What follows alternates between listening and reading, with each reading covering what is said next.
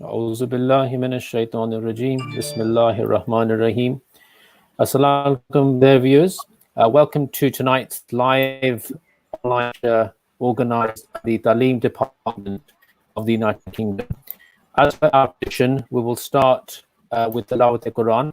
If I could please invite Asim Ahmed to recite a portion of the Holy Quran. Jazakallah. أعوذ بالله من الشيطان الرجيم بسم الله الرحمن الرحيم يا أيها الذين آمنوا لا تتبعوا خطوات الشيطان ومن يتبع خطوات الشيطان فإنه يأمر بالفحشاء والمنكر ولولا فضل الله عليكم ورحمته ما زكى منكم من أحد أبدا ولكن الله يزكي من يشاء والله سميع عليم. Translation. In the name of Allah, most gracious, ever merciful. O ye who believe, follow not the footsteps of Satan, and whoso follows the footsteps of Satan should know that he surely enjoins indecency and manifest evil. And but for the grace of Allah and His mercy upon you, not one of you would ever be pure, but Allah purifies whomsoever He pleases, and Allah is all hearing. But Allah purifies whom He pleases, and Allah is all hearing, all knowing. Jazakallah. Jazakallah, Asim Saad. This evening, we have the pleasure of having with us Nisar Orchard Sahib, who currently serves as the National Secretary for Tarbiyat for the Ahmadiyya Muslim Association United Kingdom, and who will be speaking on the topic of the benefits and dangers of social media. This is, of course, an extremely important and relevant topic to us all, both young and old. Nisar Sahib will deliver his lecture for the best part of the hour, and as always, there will be an opportunity to ask questions, which we will put to Nisar Sahib on your behalf in the last 15 minutes. Please type your questions into the live chat and kindly ensure that the questions are relevant to tonight's topic. So without further ado, I'd like to invite Nisar Sahib to deliver tonight's lecture. Jazakumullah. Jazakallah. A'udhu billahi minash shaitanir rajim. Bismillahir rahmanir rahim. Jazakallah for inviting me on the show again. I enjoyed it first time round, and I'm sure I'll enjoy it even more second time round. Before I actually start up today's presentation, I just want to start off by sharing a quote with you, a very English-like quote, which says that you can't live with them and you can't live without them. This tends to be referring to your spouses. But in this case, I just want to put emphasis on the second part of this quote, you can't live without them. I am actually referring to something that is commonplace with just about everyone in society. This particular thing I'm talking about, you tend to see it very, very frequently. You tend to see it in people's hands. You tend to see it in people's pockets. They place it in their pockets. They put it in their handbag. Well, ladies do anyway. And you'll see it on the side of your bed. Sometimes people even tuck it under their pillow, which is not advisable. And the thing that I'm talking about, I have one myself here, is called a mobile phone, okay? This small little gadget, okay? We cannot live without them. this small little hand gadget actually packs a powerful punch. It encompasses things like television, computer, the internet, and so much, much more. It's a really, really powerful, beneficial, and also a dangerous device that we will talk about as we go along. So again, everyone does have one. I mean, you know, I said that we can't live with them, we can't live without them. In a kind of way, this has replaced our partners, our spouses. You know, we spend so much time on this particular handheld gadget than we do with our spouses at home. But let's start anyway. Hopefully, let me start up the presentation. Okay, right, share screen. Okay, just let me, if you just bear with me, okay? And let's see, where do I go? I may need help here. Right, I just need to get access to my, okay. Right, sorry, I just, right, how do I get back onto my desktop? Dennis, I brought your desktop onto the screen. My desktop's on the screen, yeah? Yes, it is. Hold on 1 second. Do you have control of it? No, I don't have control of your desktop. I have control of what appears in the studio. Right. Sorry, it's actually quite small, actually.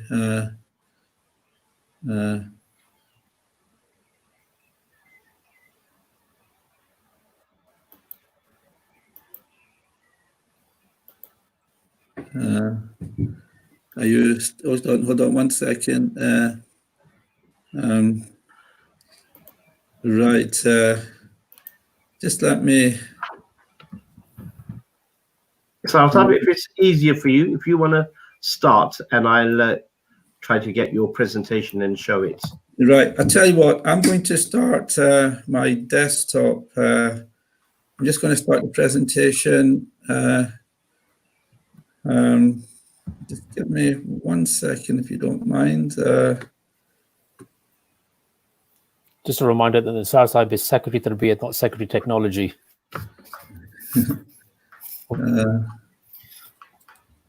We'll get there, inshallah. Right, okay. I'm not too sure whether you can see what's on my screen, can you? I'm starting the PowerPoint presentation now. Can you see it? Yes, we can. Okay.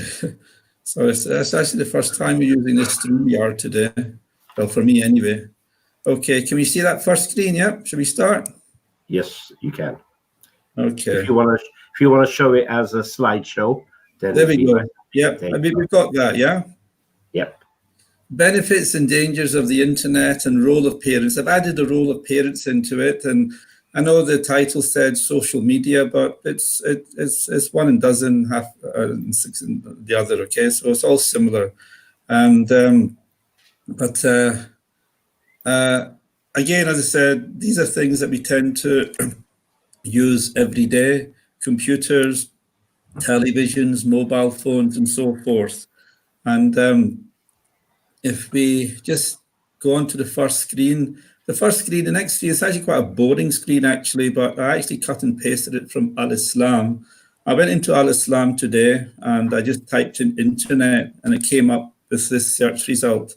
So I just want to direct your attention to Al Islam, that there is a lot of information on this particular subject matter. And I encourage you that after this session, you can expand your knowledge on this particular topic. But what you see on the screen right now, the actual second entry, excessive use of TV and internet leads to neglect of worship. I'm just going to touch on that briefly, because this was by our beloved Hazur, may Allah be his helper, which he delivered a khutbah on. And I'm going to take one or two extracts from there. So please go, if you go into Al Islam and you just type in internet, you'll come up with a plethora of sources of this on this particular subject. Okay, I think the best place to start is guidance from our beloved Hazur. And in that particular, on Al-Islam, that particular entry, there is a booklet under books called Social Media. And in there's a lot of excerpts and guidance and advice that Hazur has actually shared with us over the years.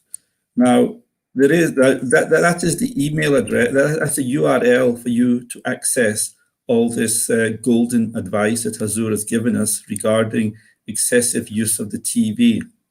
Now, this is what I just want to bring your attention to. Excessive use of TV and internet leads to neglect of worship. Hazur delivered this in his Friday khutbah, the 20th of May, 2016. Now, if you just look at the title, it's not that Hazur is telling us, do not watch the television, do not use the internet. It's excessive use of television, okay? We have to do things moderately, and we have to view things and access things appropriately. This is the essence of Hazur's message here, excessive use of TV. If you spend too much time on the TV and internet, you're going to neglect your basic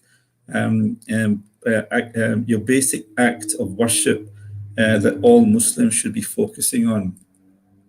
Just to continue, I want to take one or two excerpts out. I think it's a good place to start with Hazur's own words. Hazur actually said in that khutbah, it is important to erect defenses against Satan. Here, Satan is the internet here, and anything to do with social media that is not conducive to Islamic living. It is important to erect defenses against Satan in our homes that not only protect us from each attack, but are also able to launch a counterattack. So we have to be ready to fight back. Do not let Satan enter your life by accepting his love as true love. Instead, each Ahmadi should make effort to seek Allah's protection by doing istighfar, repentance, all the time. So that's our first form of defense, as Hazur is telling us, to always repent and always do istighfar. Again, it's a question that you're being asked here. Do you do enough istighfar? Yeah. Today is another day. We're coming to the end of another day. How many times did you ask Allah for forgiveness?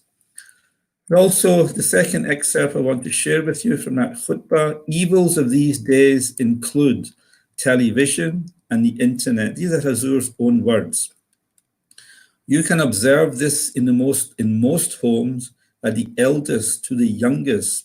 By the way, this particular subject about the dangers and benefits of the internet is not just for children. Hazur here himself has said that the eldest to the youngest are not offering Fajr Salah on time, as they were either watching TV or were online on the internet until very, very late, 12, midnight, 1, 2 o'clock in the morning. Then they go to sleep and it struggled to wake up for their Fajr, watching some program, and as a result, they could not wake up on time.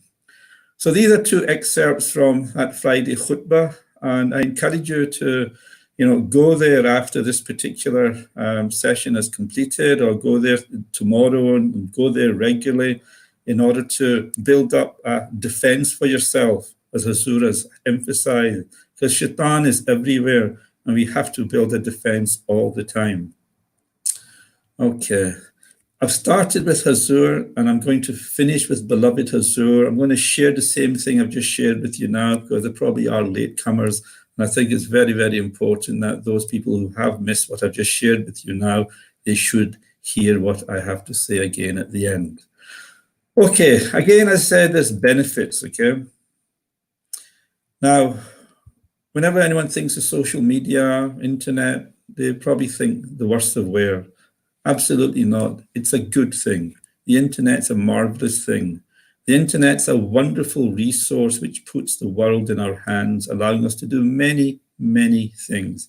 The following things that the internet allows us to do are such: it allows us to discover, allows us to connect, and it allows us to be creative as well.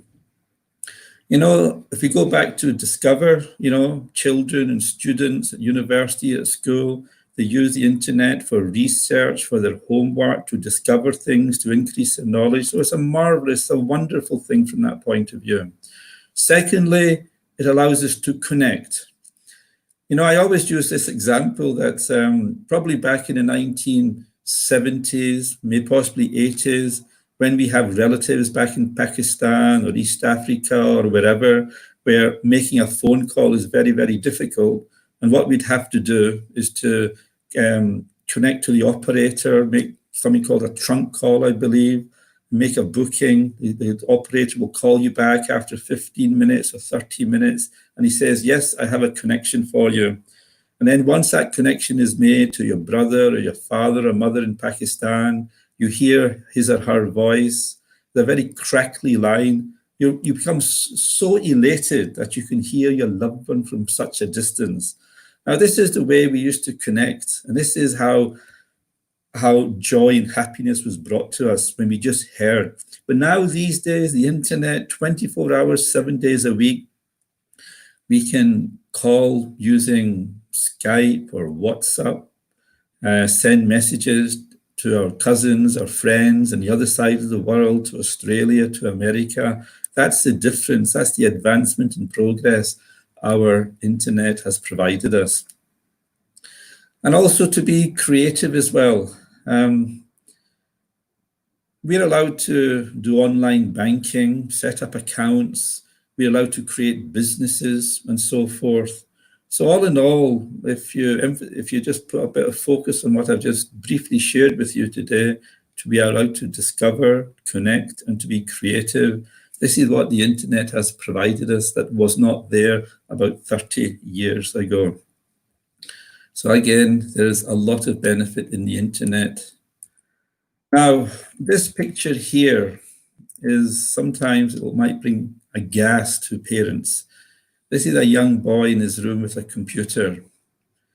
Now, many hours are spent daily on the computers and phones. Now, what I want to emphasize here is a matter of trust as well. Our children, they're going to retire into their rooms. They more or less probably will have a computer or a mobile phone. It's a so-called standard issue these days. And we have to trust our children. You should be able to sit downstairs in the living room or the kitchen or whatever, knowing that your children are in their rooms, on the computer, knowing that they are accessing appropriate material, they're doing their homework, even though inappropriate material may be available to them. But this is a state of let's say, a mindset that you want within your household, that there's a trust between children and parents. Because this particular trust is a very, very delicate thing between parents and children. And I will give you a few real life examples as we go along. But nevertheless, this picture sometimes maybe brings a bit of fear to parents. Because these days, I mean, I just pulled out some figures from, guess where? The internet, yeah? 97%, children, they play with video games. 75% have cell phones. Messaging is used so often. These figures I picked up a few years ago. They've probably increased now, okay? It's probably nearly hitting 100% in just about everything now. 70% use social network sites. That is the world we live in these days. And we have to accept it because we have to focus on the benefits. Now, let me give you a few stats. Again, I've just simply cut and pasted it from the internet, and I think these stats will be a bit of an awakening for us. Out of 12 to 13,000 students between the age of 8 to 15, 37% of them said that no rules from their parents were given to them on how to use the internet. They were basically saying, here's a computer, son, on you go, do what you want. 37%. And that's around about 4,000 to 5,000 of those children, were given no rules by parents. So again, parents who are listening to me, are you one of those parents? If so, then please address it immediately. Second statistic, out of those same students, 41% do not share where they go or what they do on the internet with their parents, Again, parents, you should be monitoring. You should be at least ask your children, what have you done? Later on, you will find out that, there are ways, if your children don't tell you where they've been on the internet or so forth, there are ways which parents can find out where they have gone. But again, parents, you have to show interest, okay, where your children have gone. 41%, nearly about 5,000 students, they don't tell their parents where they go. 26%, about, again, 4,000 believe their parents would be concerned if they knew what they did on the internet. Think about it. 26, and about 3,000 to 4,000 students, they say that our parents, if they found out. So again, parents, the onus is also on you here again. You have to make the effort to find out where your children have gone. Well, I did mention trust earlier on. That's fine. There is a level of trust you have to give to your children, but it's not a free rein. You also have to be a monitor as well. Over 55%, over 6,000 have given out personal information, name, age, gender, home, address to someone. These are the things you don't normally do, but this is the so-called hypnotic effect that the internet has. They feel that they have to respond. They feel that they have to press a button. They feel that they have to give that information. No, you do not have to give that information. Again, nearly 30% have chatted with someone on the internet they have never met face-to-face, a complete stranger. We just jump to the next one, and even 20% have actually ended up meeting face-to-face with someone they met online. So we just go back, 29%, they chat with strangers. And from those 29%, 20% have actually went and met up with them. Again, parents, think about it. This is a wake-up call. You would never, ever allow your children to meet strangers on the street. If you don't allow them to meet strangers on the street, why do you allow them to meet strangers and communicate with them on social media platforms? Something to think about. And also abuse.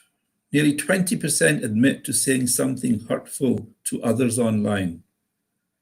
This is a kind of cowardly way people have telling people from a distance, from an e-distance, you are this, you are that.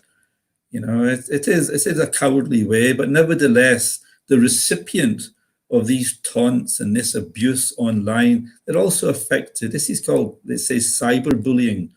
And, sometimes this cyberbullying can go to the extreme of children taking their own lives, suicide, affecting them mentally for life and so forth. These are serious times that we are living in when we have access of this kind of material at the tip of our fingers. So these are some statistics I wanted to share with you. I did get them from the internet, whether they're true, whether they have changed, but there's a good percentage of people that get up to things that they shouldn't get up. It has an adverse effect. And again, as I keep repeating myself, this is a wake-up call for parents now in order to develop good, healthy relationships with your children. Okay, solutions. So what's the malady? What is the bimari? Internet has become infectious and addictive. Again, we cannot live without it. This is how I started this session. We cannot live without it. It's addictive.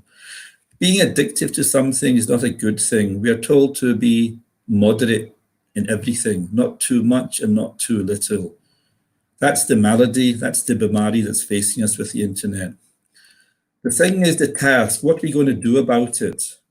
Well, we have to take effective control and use, especially from the home. Tarbiyat begins at home, and we have to take control from the home. Because once not just our children, once we are out, once adults are out in society, no one can control us, but you can control what goes on in your own home. So you have to take effective control and use of such devices at home now. And what do you do? And the third one is attain. What are we trying to get out of this now by taking control? We have to recognize the good and we have to get rid of the bad. Again, as I said, there is good, a lot of good in the internet, on social media, but there's also fear and there's also bad things. I think I've actually kind of embedded one of the solutions, okay? If you look at the first letter of each of these, MTA, yeah? Hazur's title for his Friday khutbah was Excessive TV. We spend so much hours on television and the internet. But my question to you is, how much time do you spend on MTA? That is one of the treatments, that's one of the solutions. Hazur has directed us to do 1 hour of MTA every day. Listen to 1 hour of MTA. Do we? That's the question to you. Do you watch MTA, listen to MTA? There are programs, there are substantial quality programs these days for everyone to listen to and to improve morally and spiritually. Now, what are the dangers of the internet? Again, probably most of the things I'm going to show you, you already know, but there's no harm in me showing you these things again. Inappropriate material, violent material, racist material, hate material, sexual material, and many, many more things. You know, there's going to come a time, your children, they're going to grow up, and it's not as if you can hide these things from them. They're going to know about what is violence, what is racist, what is hate, and what is sexual. They're going to know that because they're going to grow up, they're going to mature, they're going to understand these things, but they have to recognize what to filter out and what to retain within their daily lives. Because they too, one day, when they grow up, they're going to get married, they're going to become fathers, they're going to have children, and they also have to repeat this exercise to their own children as well. But they have to identify that there is inappropriate material, such as I'm just showing you right now. They should recognize it, but they should, as I said, they should make sure they avoid it. This is where the trust comes in. If your child is in his room, you know, and something violent or racist comes on that is not conducive to how they should be living, then they should immediately remove themselves from that site. That is trust. That is good tutoring from the parents, that the children have recognized something. But if the children continue to look into these sites, then maybe the parents haven't done enough work on them. Inappropriate material, then communication methods. Again, how easy it is to communicate. So many things available to us: email, mobile, chat rooms, instant messaging to strangers. Remember, nearly 20% of people who actually chat online end up actually meeting them face to face, are complete strangers. And we've all heard of the word grooming, okay? That's not alien to us anymore. And we have to be very, very careful. And we all have to mature very, very quickly and not get caught up in this particular web of deceit that's within the internet. Also, sharing personal information. I mentioned that earlier on. People tend to give out address, phone numbers, and bank details. This is not just children. This is, you know, everyone now. This is called identity theft. And sometimes people are so immature and naive. They just feel that, oh, I have to give this information to them. Again, no, you do not have to. This is all e-information. You're actually even told in the bank statements you receive by post, you know, rather than just chucking them in the bin, because people actually do forage people's bins to take out any personal details, bank details, letters, and so forth, and actually use that. So before you throw away any paper bills, you should shred them. Again, on the internet, please do not share this kind of information. It's called identity theft. So these are some of the fears that you should be aware of. Now, I've already shown you a number of dangers in the internet. What's the biggest danger of the internet? What do you think is? To me, I think that people just focus on internet as a bad thing, as a dangerous thing. We have to be careful. But in reality, we should not lose sight that the internet is actually a very good thing. You concentrate on the dangers and you forget the benefits. So parents, when you're at home, you should not keep banging onto your children, be careful, careful, careful, you know. You should sit with them, go to healthy sites, you should work together, and in order to, you know, build up that trust between parents and children. Focus on the benefits as well as the dangers. Now, parents, I've kept on mentioning parents, okay, and they do have a big role to play. The children who are watching this, the girls and boys, remember one day you're going to grow up and inshallah, you're going to get married and you're going to be parents one day. So you should absorb what you are seeing and listening right now in this session. Now again, Hazur's beautiful words back on the 24th of April, 2015. Hazur asked a question. He said that a question which is raised these days, perhaps more than ever before by the young, is that since worldly education leads to good morals, what is the point of religion? What is the point? Hazur mentioned in that khutbah I mentioned at the very beginning that people spend so much excessive time, they are taken away from their namaz, from their worship of Allah. It distances. Anything that takes you away from Allah is not a good thing. But the question is still being asked. When children are let out in society, they go to school and college, they go to meet other people and they hear other things. Before the young, than ever before by the young, is that since worldly education leads to good moral, what is the point? You know, when I was at school, university, and still I do, I have many, many good English and Scottish friends. And they're very, very good moral people, very decent people, but they don't believe in religion. And this is what we have to safeguard our children. Now, this is a question that Hazur asked in that Friday khutbah. And what was the answer? The answer Hazur gave that parents, again, emphasis on parents. Parents are not able to answer either due to lack of time or lack of knowledge. So now, parents, it's time for us to up our game now. You know, of course, we're busy. Of course, we go out to work. Of course, we have to get the khana ready. We have to clean the house, look after the younger children and so forth. But do not neglect your other children who are capable of searching the internet and so forth. And also educate yourself. Sometimes people talk about a generation gap and so forth, but no, why not? You should educate yourself. This is why children are asking such questions. What's the use and what's the point in religion now? Parents are not able to answer either due to lack of time. They don't give interest to the children. They don't give quality time to the children, or they have to educate themselves. If this does not take place, what's it going to result in? Again, parents, have a look at this. When youngsters become independent, they distance themselves from religion. And we do see that, sadly, within our Jamaat. And this just makes my work and other presidents and office bearers in the Jamaat, their work doubly difficult. And again, onus on parents. You can make our work easier by making sure that tarbiyat begins at home and you give quality time to the children.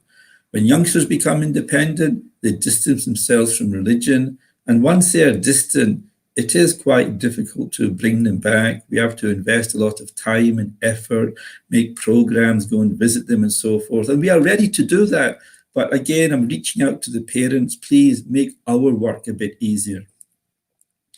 This is what Hazur mentioned on the 24th of April, 2015. Again, just to emphasize on that point about parents and children. So Chaudhry Muhammad Zafrullah Khan, radiyallahu anhu, he said, people have time to make children, but they don't have time to look after them. Children are your responsibility, parents. And please, they're not just born and you neglect them. You have to give them quality time. When they come back home from school, give them their snack, sit down with them, tell them to bring out their homework and discipline them at home. Of course, they may want to play computer games, but do not let them use it excessively. Let them use it just for 1 hour, maybe 2 hours max, okay? But I can have a discipline, have a rota at home. People have time to make children, very, very true, but they don't have time to look after them. Okay, role of parents. Well, there you go. Again, something I've cut and pasted from the internet. I tell you what, the internet's a wonderful thing.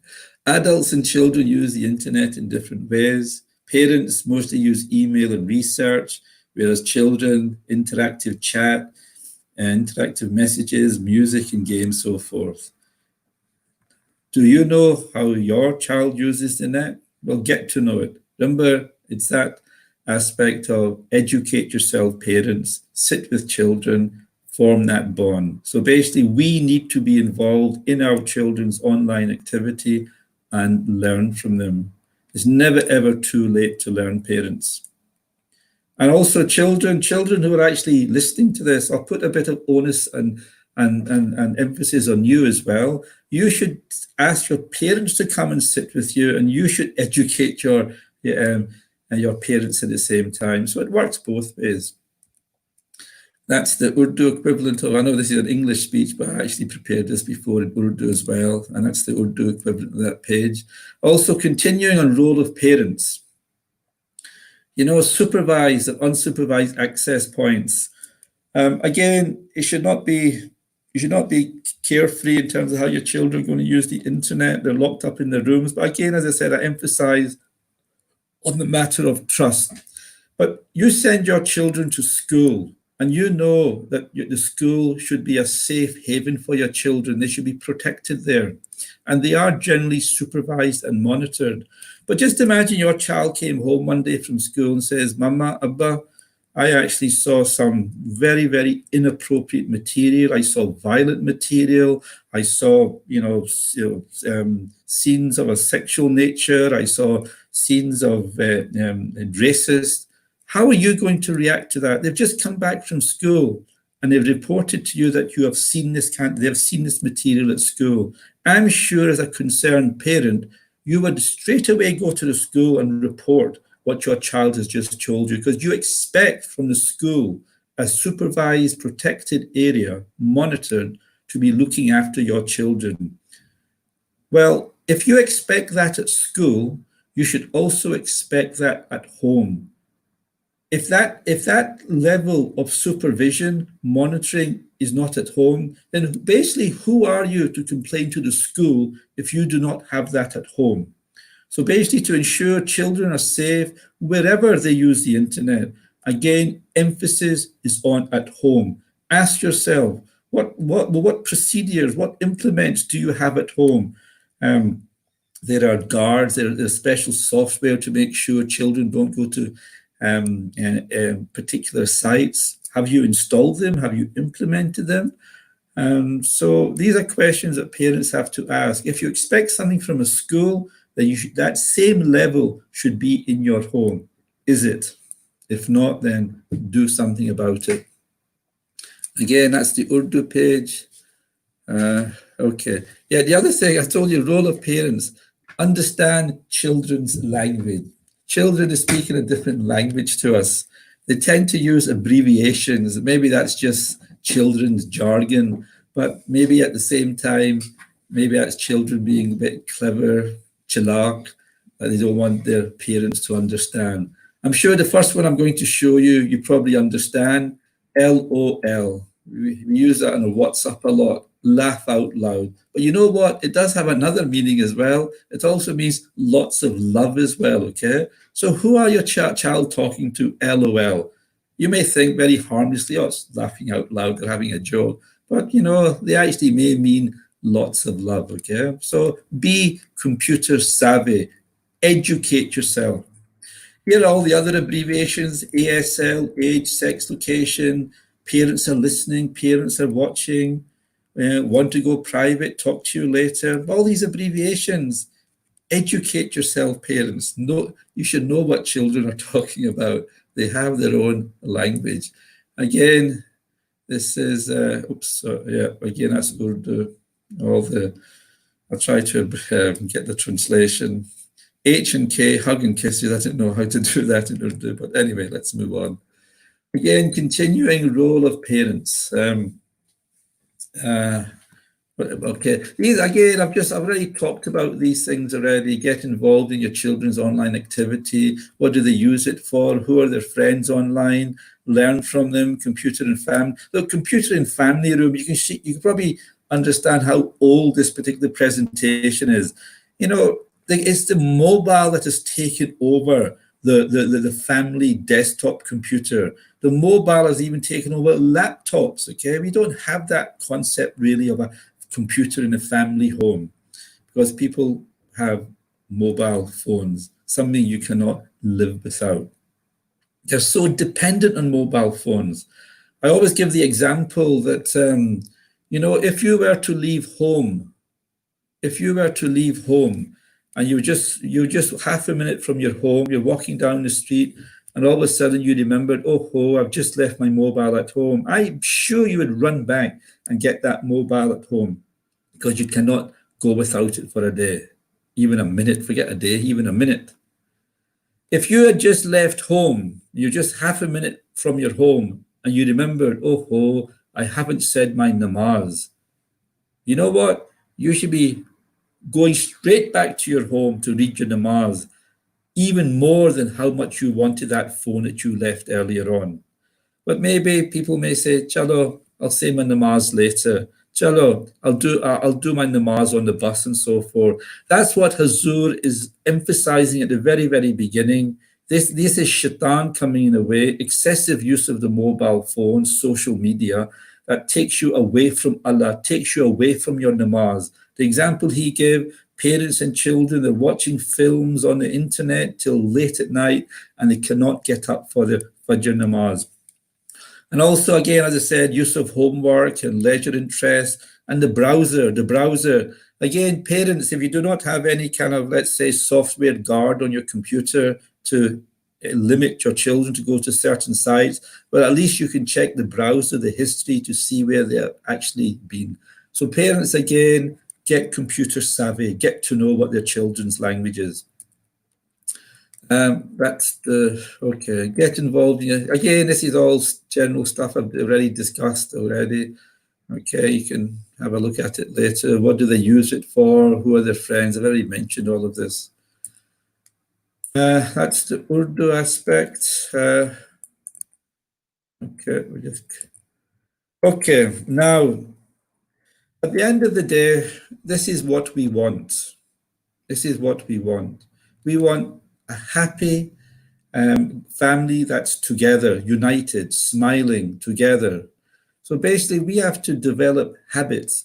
The internet is actually taking us away and creating broken families with under the same roof. Again, ask yourself, are you praying together? Are you watching MTA together? Listening to the Friday khutbah together? Eating together? Or holidaying together? These practices have to be in place in order to have a healthy relationship amongst parents and children, amongst husbands and wives. Husbands and wives. You know, I mentioned earlier on about the mobile phone. It actually carries a powerful punch. You know, my wife, she uses the mobile phone so much. I don't have a problem because I know she uses it to teach the Quran. She uses it for a Rishta Nata work. And also she uses it for socializing. She phones her friend. But sometimes people, let's say wives, they're speaking to their friends, their Saheli for 1 hour, 2 hours. They finish that conversation, then they phone up someone else. It goes on and on and on. Likewise for the men as well. They're continuously on it, watching YouTube, watching videos and so forth. They're not giving enough time to each other. So again, this is distancing yourself away from a conducive, happy, united family. Again, the questions are, do you pray together, watch MTA together, listen to the Friday, and all these things? Because I emphasize that you should be able to trust your children. You should be able to allow your children to go into his or her room with a mobile phone without feeling the worst. That is that level of trust. And this trust is actually built, it's a feeling. But nevertheless, you should not lower your guard at any time.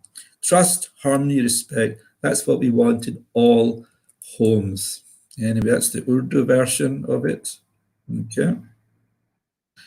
Now, yes, we're probably coming to an end. Well, what's the time? 8:15, okay? Sorry. I'm just coming to an end here now. Probably parents, even children can recognize these TV channels. They spend hours and hours. I remember I went door to door one day and I knocked at somebody's door. I can actually see through the front window and they had some kind of film, Indian film going on. Guess what? A few minutes later, when they came to answer the door, they said salam, they let me in. When I entered the TV room, guess what was on? MTA. They quickly switched over because Secretary Tarbiyat was there. Now, really, this is a kind of entertainment. Of course, we can entertain ourselves, but just make sure it's appropriate material. These kind of channels we should avoid. Now, the main channel I mentioned earlier on, well, first of all, if the mother and father watch dramas on TV every day, then your children will copy you and do the same. If your children end up doing the same, do not blame them because you're doing it. What you should be watching is MTA, at least 1 hour a day. The question is, do you? It attaches yourself to Khilafat and your children. It's a good source of tarbiyat and talim and tabligh and so forth. The golden rule, at the end, the golden rule is whatever is good enough for you as a parent to browse and watch on the internet, mobile and TV should be good enough for your children to watch. So parents, if you're watching television, your children should be able just to walk into the room and watch whatever you're watching rather than quickly going for the remote control, quickly switching over, okay? So please, let's be consistent here, okay? Whatever is good enough for you to watch should be good enough for your children to watch, i.e., always lead by example. Parents should always lead by example. Again, those who did join late, I just want to do a quick recap before I bring this to an end, my presentation. Hazur has given us the follow guidelines. There's a social media booklet and it's available online at that particular URL on Al-Islam. Basically, he emphasized on excessive use on TV and internet leads to neglect of worship. Guard your prayers at all times. Look after your prayers. And there's so much other useful sources on this particular site as well, and in this particular book, social media, many excerpts, many quotations and guidance from our beloved Hazur. So those who missed it at the beginning, please, that is the URL to go to. Again, finally, if we talk about Hazur mentioned about protecting your namaz in the salat of tanha and the fishai wal munkar. Surely prayer restrains one from indecency and manifest evil. Again, shaitan is all around us. You have to protect and build a defense, astaghfar, repentance, but always make sure the shield of prayers is always there because prayer restrains one from indecency and manifest evil. Okay, again, if anyone would like to have a copy of this particular presentation, I can always email it to you. Those are the details. And at the same time, if you want some guidance and direction of how to set up some safeguard on your computer and you're not too sure, then contact us. We do have experts in how to put these software safeguards on your computer to make sure that your children do not visit these sites. Yep, that's it. Jazakallah, I believe, I think 8:30 we're finishing. Is that correct? Jazakallah, Nisar Asad. Yes, Yeah. we have quite a few questions, so we'll go straight into them. We might sort of pair them up as well as we go along. Conscious that we've got just over 10 minutes to get through these questions. Right. So I'll just pair up these questions. One question from Tahseen on Facebook asks, what age should a child be given a phone? And another question from Raheel Anwar is, what detrimental effects do you think the internet and social media has had on family life and especially marital relationships? Okay. In terms of what age, again, I'm putting the onus on parents. It's not. I mean, unless you can tell me, I can't remember Hazur, our beloved Hazur, telling us one specific age. Okay, I think you should leave it down to the parents to decide. The parents know their children better than anyone else. Parents want children to have a phone. in order to pick them up from school? Are they ready to be picked up and so forth from a safety point of view? But we know what else the children can use the phone for. So really, I put this question back to the parents. You should decide when it is appropriate for the child to have a phone. It's not really for myself. You know, I have 3 daughters, and my youngest daughter still doesn't have a phone, and she kind of still complains to me like, Abba, her sister, who was younger than her, had a phone when she was even younger than her. Not to say that my youngest daughter's a naughty girl, we don't trust her or anything, but that's just how it is. And we don't want people to become dependent on a phone, that they have to have a phone. Sometimes I even suggest people at home to get rid of their televisions altogether. Can people live without a television? Think about it. Can you go without watching Match of the Day on a Saturday evening? Can you go without watching some other documentary program, David Attenborough, that you love so much? Well, get rid of television, because that'll get rid of all the other luggup stuff as well at the same time. Parents, you should know when it's right to give your child a phone. And the other question was... question was in relation to the effect social media has on domestic relationships, especially marital relationships. Yeah, simply as apart from being Secretary Tarbiyat, I'm also the chairman of the Islahi Committee. Simple question: it breaks marriages. Simple question. Husbands and wives, they spend more time on the phones with each other than each other. You know, what kind of marriage is that? What kind of marriage is that? And it does lead to the breakup of marriages. And I've come across many cases. And, you know, it actually leads to domestic violence as well. It leads to domestic violence and many arguments, and one thing leads to another. So even though the mobile is and social media is a good thing, it's also a dangerous thing as well. It does have adverse effects, and it is a continuous education. And that's basically what I can say. It does break marriages because more time is given to mobile phones than there to. This is why I said at the beginning, can't live with them and can't live without them, you see. So, yeah, unfortunately, we do have adverse, and education is continuous. And I'm glad that I've been given this opportunity on this educational platform to deliver today's message. Jazakallah. Next couple of questions, Nisar Saab. One is from Malik Faraz Ahmed, who is tuning in from Bradford. He says, as Ahmadis, should we be using social media platforms to speak out against injustice and persecution in the world? And if so, what's the best way to go about this? And a question that's almost linked to that from Imran Masood, who says, as an Ahmadi, can I have my views when I post online, or are my views representative of the Jamaat?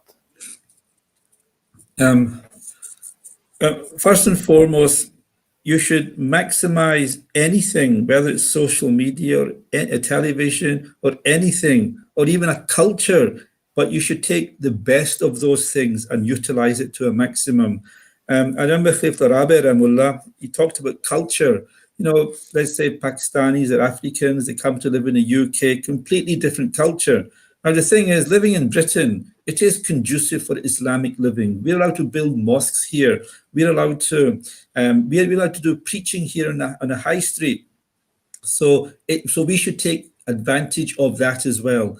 But at the same time, we know that the culture in Britain, there are some aspects that are not conducive for us. So we should leave those behind. As for social media, yes, if you want to air your views and expressions, you want to do tabligh, by all means, use the social media beneficially, use it appropriately, use it correctly. Do not abuse it.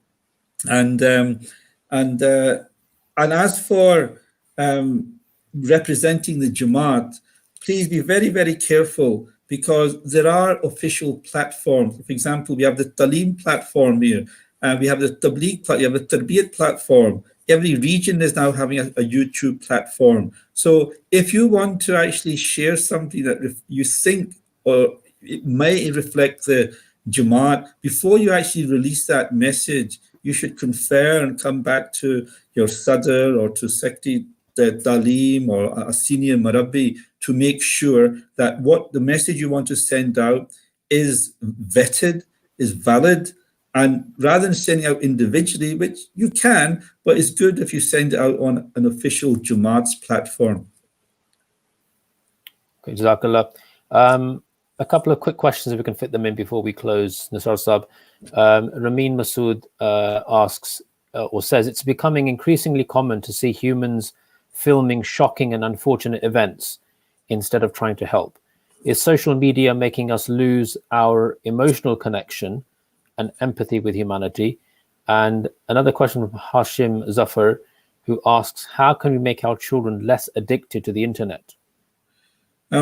First of all, people love to sensationalize things. Everything goes, okay? You know, things are censored, but people get away with things. For example, tabloid newspapers, you know, they may run some kind of story that is unacceptable, but they know they're going to be fined for it. But at the end of the day, they know they're going to get the message out. And many, many people want to read that story. It's just a kind of human nature thing. People have got to know, sadly and unfortunately. And the only way they're going to know is by people publishing such shocking stories, either on the newspaper or online, because it sells, unfortunately, it sells. And we need more censorship in order to avoid that. I mean, to me, running stories and about shocking incidents is no different from films. A normal film, you see someone getting murdered, you see someone getting raped and all that. It's a kind of normal thing, it's part of the story. I think such films are unacceptable as well. But thing is, it's sensationalism, and people, and it sells as well. And money actually does run a lot of our way of thinking as well, unfortunately. But again, it's about trust. We ourselves, we have to identify what we should filter out and what we should keep in. And there's a last question, sorry, the second. How can we try and prevent children becoming addicted to the internet? Addicted. Moderation, miyana rabbi. This is what we emphasize. It's a quality, it's a part of taqwa. And again, we should emphasize on taqwa. Parents should lead by example. Parents, if you are watching, as Azur even mentioned, excessive television, you're missing your fajr. Parents, you start off. Just watch a film, like your drama, a sensible drama for 1 hour, and that's it. You lead by example, and your children will follow you. First and foremost, people the children are going to follow are parents. Parents, you lead by example.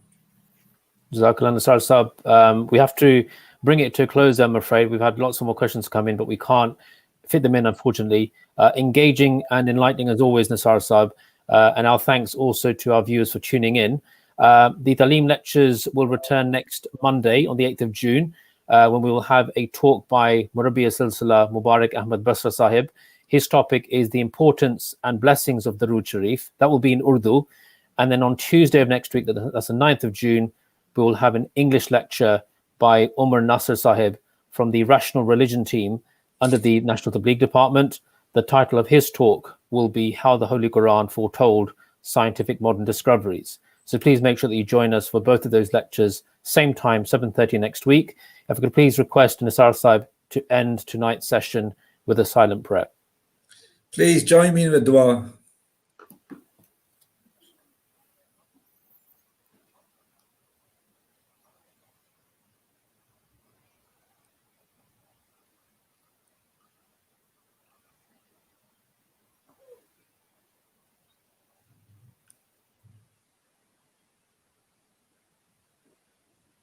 Ameen.